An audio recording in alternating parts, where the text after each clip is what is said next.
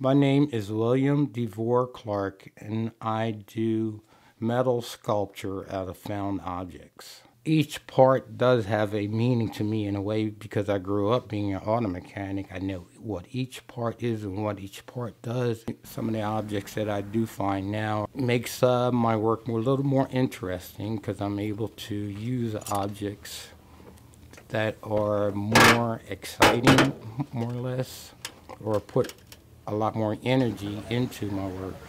My first piece I think I made, I was actually making a rack to hold the hoses. And I made it in the shape of like a robot with the arms sticking out where you can hang the hoses on the arms.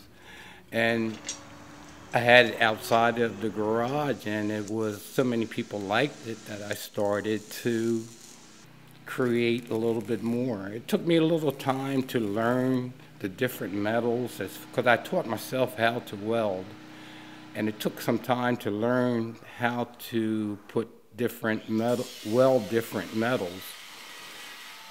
And from there, I started making things. I remember making like a bird out of using a motorcycle gas tank and using the fan blades from I guess what you would say now your older cars. Your newer cars now they come with plastic fan blades, but these are metal fan blades, and I would use the blades to make the wings.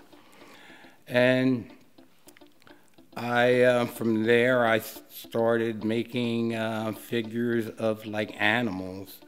I guess from my growing up in the country where I lived at then, I was pretty closer in tune to nature, so I guess that's where I got the ideas of making figures in the shape of different animals.